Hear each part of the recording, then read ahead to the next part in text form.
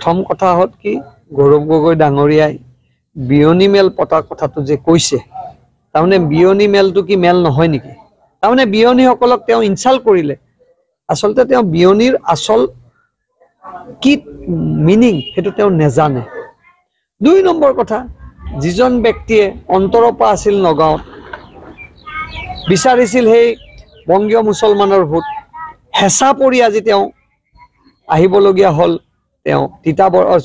যোৰহাটত তেওঁ 10টা বছৰ দেউতাকৰ সময়তো এমপি হৈ আছিল কোনোদিন তিতাবৰৰ কথা তেওঁ খবৰ নেৰাখিলে এতিয়া শুনিছো তেওঁ গুগল মেপ চাই তিতাবৰ অঞ্চল আহিব লগা হৈছে যিজন ব্যক্তিয়ে অন্তৰ আছে নগাঁৱত অনিচ্ছা সত্ত্বেও তেওঁ আহিছে যোৰহাটত ইলেকশ্যন খেলিব তাকো গুগল মেপ চাই তে এনেকুৱা ব্যক্তিক যোৰহাটৰ ৰাইজে মৰম কৰিব হয় কিন্তু ভোট নিদিয়ে কাৰণ ভাৰতীয় জনতা পাৰ্টিয়ে কেতিয়াও ডাইনেষ্টি পলিটিক্স বিশ্বাস নকৰে ভাৰতীয় জনতা পাৰ্টিৰ প্ৰধানমন্ত্ৰী মোদী ডাঙৰীয়াই পূৰ্বৰ পৰাই কৈ আছে পৰিয়াল মুক্ত এখন ভাৰতবৰ্ষ কৰাৰ সপোন দেখিছে আৰু যি পৰিয়ালৰ ডাইনেষ্টি পলিটিক্স যি কৰে যি ৰাহুল গান্ধীক লৈ তেওঁলোক ব্যস্ত থাকে আৰু সেই ব্যক্তিৰে এটা পৰিয়ালৰ অংশীদাৰ হ'ল গৌৰৱ গগৈ এতিয়া ৰাইজে সিদ্ধান্ত ল'ব বিয়নি মেল পতাটো ভুল নে শুদ্ধ সেই বিয়নি আইসকলে সিদ্ধান্ত ল'ব আৰু ভৱিষ্যতে গুগল মেপ চাই যিজন মানুহে সমষ্টিত ঘূৰিছে সেই সিদ্ধান্তটো ইতিমধ্যে তেওঁ নিজে উত্তৰ দি দিলে তাৰমানে তেওঁ ইয়াৰ পৰিসীমা ইয়াৰ বাউণ্ডেৰী চিনি নাপায় সেইকাৰণে গৌৰৱ গগৈ ডাঙৰীয়াক কৈছো আপুনি দিল্লীত থাকক ধুনীয়াকে আপুনি আমোদ প্ৰমোদত ব্যস্ত থাকক কাৰণ এতিয়া আপোনাৰ গাঁৱত সেই পৰিৱেশো নাই আৰু সেই সুবিধাও কংগ্ৰেছৰ নাই আৰু অনাগত দিনত আমি যে আমাৰ মুখ্যমন্ত্ৰীয়ে কৈ আছিল যে আমাৰ আসন 11.5 আৰু মুখ্যমন্ত্ৰীয়ে তাৎক্ষণিকভাৱে 13খন আসন এই কাৰণেই কৈছে যে আমি নগাঁও জিকিম যোৰহাটো জিকিম তৰুণ গগৈ ডাঙৰীয়া প্ৰাক্তন মুখ্যমন্ত্ৰী আছিল আমি তেখেতক সন্মান কৰোঁ থাকিব পাৰে মানুহৰ আবেগ কিন্তু উন্নয়নৰ আগত আবেগ নচলিব এতিয়া আমাৰ ৰাজনীতি উন্নয়ন এতিয়া আমাৰ বিকাশ এতিয়া আমাৰ গাঁৱৰ শেষৰজন ব্যক্তিক সহায় কৰা ভাৰতীয় জনতা পাৰ্টিয়ে বিকাশক বিশ্বাস কৰে ভাৰতীয় জনতা পাৰ্টিয়ে উন্নয়নক বিশ্বাস কৰে প্ৰধানমন্ত্ৰীৰ 10 বছৰৰ যিখন কাৰ্ড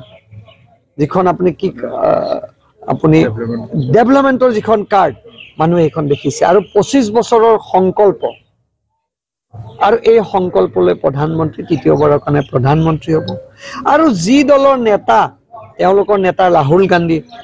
ক'ত ইলেকশ্যন খেলিব বাংলাদেশীৰ দৰে তেওঁ সমষ্টি ঘূৰি আছে এবাৰ বাংলাদেশ এবাৰ পাকিস্তান যি মানুহৰ নিজৰ স্থিতি নাই যি লিডাৰৰ নিজৰ স্থিতি নাই কেতিয়াবা শক্তিৰ কথা কয় কেতিয়াবা বেলেগ ধৰণৰ কথা কয় সেই লিডাৰৰ এইসকল একোজন সদস্য ৰাইজে সিদ্ধান্ত ল'ব মাধৱ ৰাজবংশী ডাঙৰীয়াই মোক বেপাৰী বুলি কৈছে মইতো বেপাৰী আছিলোৱে মই এই নমিনেশ্যন দিয়াৰ আগত মোৰ কোম্পানী আছিল মোৰ আজি মেডিকেল লেবৰেটৰী আছিল মোৰ আজি পিডব্লিউডিত মই ক্লাছ 1 কন্ট্ৰেক্টৰ আছিলোঁ এইটো কি ভুল কথা তেওঁৰ দৰে মই কি মাধৱ ৰাজবংশীৰ দৰে কি মই দালালি কৰিব লাগে নেকি তেওঁতো নাম্বাৰ 1 দালাল তেওঁ এতিয়া তাতে থাকি দালালি কৰে এতিয়া যে তেওঁ এতিয়াও দালাল কিয় এতিয়া যি তেওঁ আজি তেওঁ টিকেট যে পাইছে সেইটো আমাৰ কৃপাতহে তেওঁ টিকেট পাইছে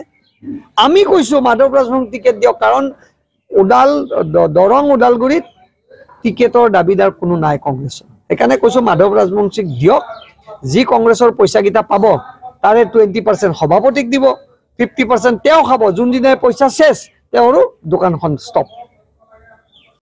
মাধৱ ৰাজবংশী কালি আপোনাৰ তেওঁৰ সমষ্টিত এটা কথা কৈছে যে দিগন্ত কলিতা কংগ্ৰেছৰ কাৰণে এটা জাবৰ আছিল জাবৰবিলাক ওলাই গ'ল ভালে হ'ল যে বেপাৰী মানুহ মানে তেওঁ কৈ জাবৰবিলাক ওলাই গৈতে কংগ্ৰেছ চাফা হ'ল মাধৱ ৰাজবংশী ডাঙৰীয়াই জানে মই জাবৰ নে কি তেওঁ যিমান বছৰ কংগ্ৰেছ কৰিছে মই তাতকে কোনো গুণে কংগ্ৰেছ কম কৰা নাছিলোঁ কিন্তু এই জাবৰ দলত আমি নাথাকিলোঁ জাবৰ দলত নাথাকাৰ কাৰণে আজি আমি সন্মানৰ ভাৰতীয় জনতা পাৰ্টিৰ বিধায়ক হৈছোঁ